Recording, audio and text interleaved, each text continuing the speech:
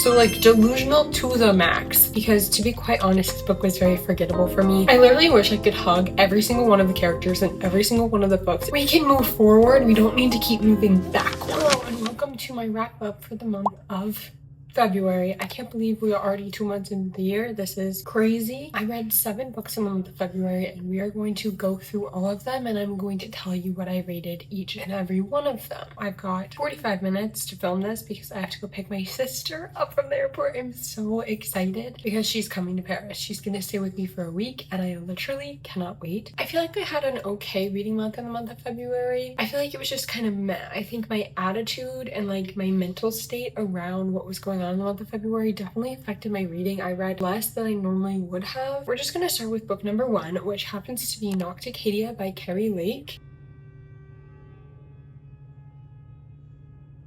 Yeah, that's just living in the city for you. I ended up rating this a 2.5 stars. And what does this book follow? We have our main character who for some reason kind of gets accepted into this really prestigious science program for researching this parasite that infects humans. She really wants to find the cure to these parasites because her mother actually died of them when she was younger. But she meets Dr. Death. His name isn't actually Dr. Death, people just call him that. And he is the head researcher at this program and he gives her a little bit of a difficult time, but they strike up a deal and she's able to work in his lab and you kind of learn that there's more to this than you really initially thought. That's kind of the best synopsis I can give you because to be quite honest, this book was very forgettable for me. Like I said, I gave it 2.5 stars. Sometimes I read my Fable reviews and then I'm like, what the hell actually was I saying? But I kind of agree with this one a little bit. It was fun for sure, but somewhere around like the 500 page mark, it kind of just started being like, okay, this is no longer fun. This is fucked up. We're getting repetitive. It is like a teacher-student type vibe. So I know it's like supposed to be tropey with the teacher-student kind of thing, but when you like keep harping on it and like every time that you're doing something and you're like, wait, he's my teacher for the entire 600 pages, like at some point you have to get over that because you're doing this regardless. So like get over it. It was kind of like, okay, we can move forward. We don't need to keep moving backward. I think I wanted more out of the plot because I was constantly like, okay, we're just like banging and we really should be maybe like, I don't know, taking this seriously because it's kind of like a serious illness that's going on. But I did like how deep like the corruption ran and I liked the exploration of like dark themes. It was a little bit dark academia vibes. I feel like I need to put on sunglasses. I'm like squinting into the light. I feel like that's really all I have to say about it. Like it was fun for a lot of it and then it was fun until it wasn't. Then we read Rewind It Back by Tomforde, which is the last book in the Windy City series. I finished the series, completed a series this month, yeah, and just in time for Tomforde's new book to come out. I ended up rating Rewind It Back a 4 stars. In my review, I said maybe Second Chance isn't all that bad because I'm normally not a fan of second chance romance, but for some reason, this one hit for me. So our main characters are Hallie, Hart, and Rio. And so Rio you've seen throughout a lot of the past books as like this fun, like kind of puppy dog character in a sense. I wasn't super convinced that I was going to love his story, his character. I really need to like open my eyes because I feel like I'm just squinting because it's like bright today and sunny, which is so unusual for Paris. It's kind of like childhood friends to lovers because Rio and Hallie met when they were way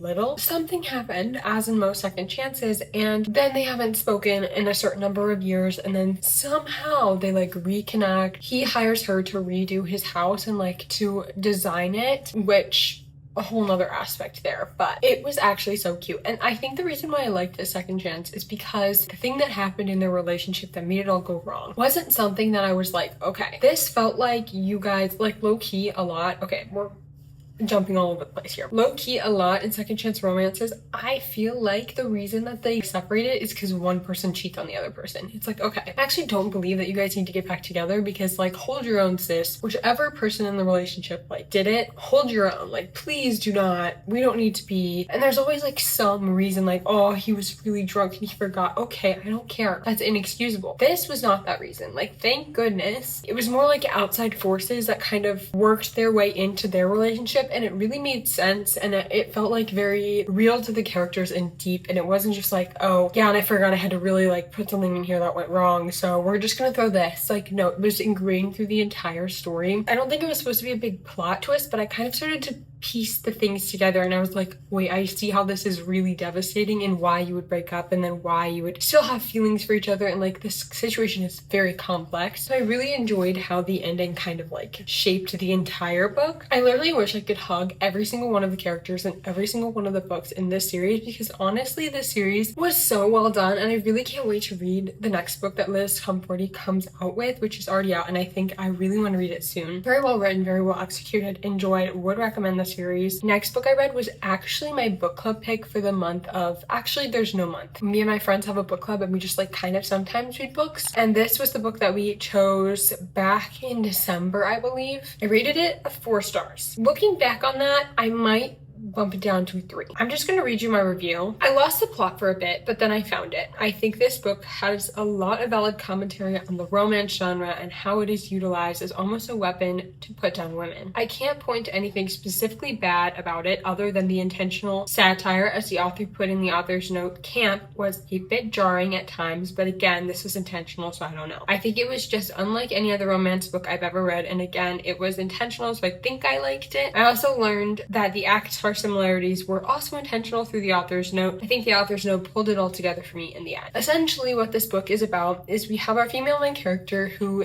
is at the start of this book currently in a relationship with a boy. She's had like a lot of hard relationships in the past, and she ends up meeting this librarian one time, and the librarian recommends her a series, essentially ACOTAR, and she falls in love with the male main character of this series, and she's like, I need to find this man in real life. She kind of like is out of a tough relationship. She's just broken up with someone else, and she's like, I am gonna go find this man, because the author goes on live and is like, actually, I don't think I've ever said this, but this man is based on like a real person that I met in college. He's single, ladies, like all this stuff. Our female main character takes that so seriously, and she actually goes on a road trip to find this guy in New York City and make him fall in love with her. So like delusional to the max. Our female main character actually also has her brother's best friend come with her, because her brother's like, okay, you are gonna get into some trouble, like he's also going into the city this day, you guys are gonna go together, drive my car. You kind of have this love triangle situation, and it's kind of, again, like I said, nothing like I've ever read before. This romance book like didn't really fit into a specific mold. The author's note really pulled it together. I read the author's note in the beginning, and then I read it again at the end, because it was like in the beginning of the book, but then when I got to the end of the book I was like, wait a minute, I think I want to go back and read this again and like just make sure I caught all of the things. The author really tells you about how this book is supposed to be intentionally camp. It's supposed to be making fun of, exaggerating things about fandoms and things about reading and things about romance books, and poking holes in how we approach, how the publishing industry approaches, how readers approach, how outsiders and people who don't really read romance. It's supposed to poke holes and like poke fun at the entire system of romance publishing and readers and readership, and I think it does that really well. Did I really believe in the romance itself? Was I really like swooning over the— no. It did the commentary a lot of justice. What I think it missed for me was maybe having the connection and the investment in the actual characters, rather than like, I really enjoyed the commentary. I was invested in what she was trying to say. I wasn't invested in the romance itself or like the storyline. The storyline could have been replaced with just about anything else, and I would have been like, yeah, okay, valid criticisms, valid commentary. I just didn't care. I didn't care about the characters. I didn't care about the romance. It was all just kind of okay. You're getting these chapters that are essentially like ACOTAR in between everyone, and you're like, okay, I see this, but like it's kind of annoying to have to read it. I don't know. It's just a lot. I think this is a debut, or if not the second book that this author has put out. I'm not totally sure. I think I would read more from them in the future. I see potential in the writing, in the character. I see it all. I see the potential. I just think this one specifically I wasn't connected to. It wasn't for me. Next, I read The Wolf and the Woodsman by Ava Reid, and Ava Reid's also coming out with Inamorta like soon, I think, and I really want to read that, but this one actually didn't hit for me. I rated this a 2 stars. I was very surprised. I rated it 2 stars. I was expecting a little bit more from this book. I feel like this book was objectively strong and not emotionally strong. It was well written. It was well thought out. Did I connect to the characters? No. I didn't care. Couldn't even tell you their names at the moment. I feel like I could vividly see the world, and I was able to understand, like I read the words on the page and I was like, yes, I understand that this is the emotion I'm supposed to be feeling for these characters, and this is where this is supposed to hit really hard. This is an emotional moment, but I didn't feel it. I feel like I was reading the book and not reading the book. Like, I was reading words on paper. I wasn't immersed. I wasn't reading the book. So I feel like that was kind of the failing of me a little bit, but maybe like the book, me and the book just didn't mesh. We didn't mesh, and that was okay. And I'm hoping Imurata, however you say it, I hope that goes better for me, because I would love to love Ava Reid. I just think maybe this wasn't for me, and that is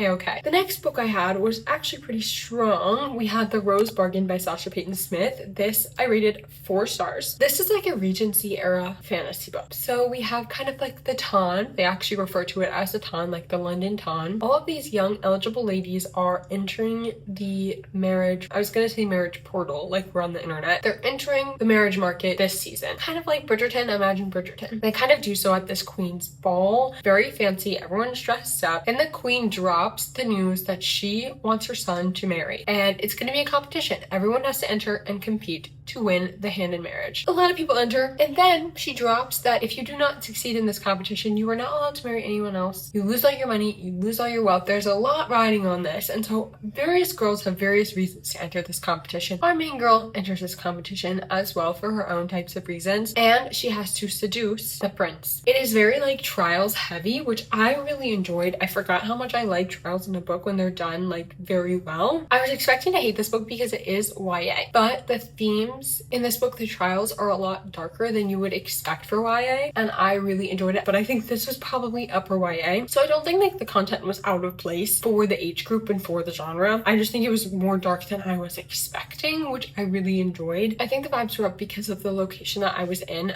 While I was reading this book, I quite often went to Luxembourg Gardens. Luxembourg Gardens has a castle, and like the gardens are huge, sprawling. They have a bunch of these marble statues. It is so beautiful. So like the vibes were up because I was reading a Regency era fantasy while I was kind of in a setting of like, this could be Regency. I can't wait for the second book. I was sus about the right character. It didn't really take away from my enjoyment, honestly. I really like felt gratified and validated for being right and guessing who the bad guy was. So my sister read this and she really loved it, which can tell you something because she is not a huge reader. And if a book holds her attention, this was her first fantasy also. If a book holds her attention, you know it's got something in it, because she is very much like, she'll start a bajillion books and then never finish them because they don't like keep her attention enough. So I think that's a good sign, because she read the entire thing and asked me when the second one was coming out and is still waiting on it. Like her attention span isn't even lost after she wasn't able to immediately get her hands on the second book. That's telling you something. Next, I like entered my mysterious kind of era and I read The Picture of Dorian Gray by Oscar Wilde. I didn't really know what this was about before I started it, so I'm gonna give you a little synopsis. Essentially, we have a few main characters. We have Basil, we have Lord Henry, and then we have our Dorian Gray. Basil, he's the painter. Lord Henry is kind of like a meddling like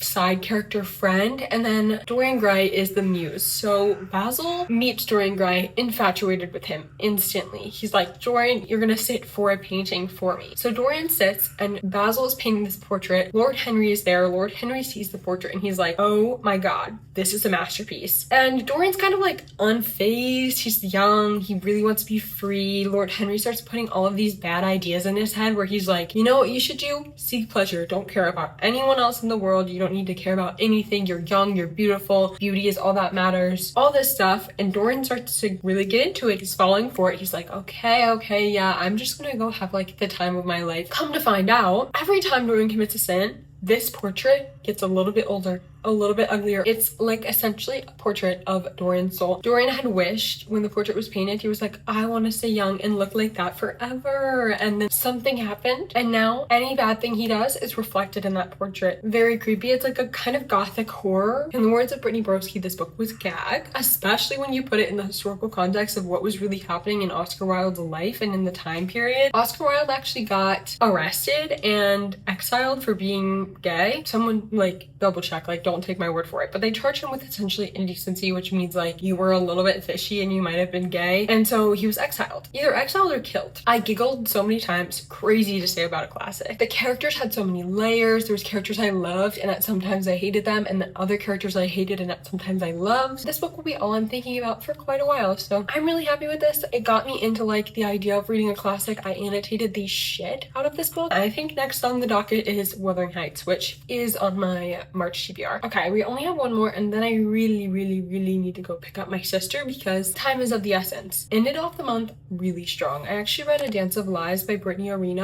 Wow. Wow, wow, wow, wow, wow. I was hooked. Essentially, we have our FMC, and she was a dancer. She was the king's crown jewel, very, very valued in the kingdom that she lived in. The king was like, you're only allowed to dance with me, you live with me. They weren't like boinking or anything, but he was very, very attached to her and very like protective of her. Then randomly, he's like, actually, you murdered my advisor. You're going to jail for 2 years. And he sends her into the dungeon. She can't move. She barely eats. Essentially, havoc is wreaked on her body. Havoc is wrecked. Havoc is wreaking havoc.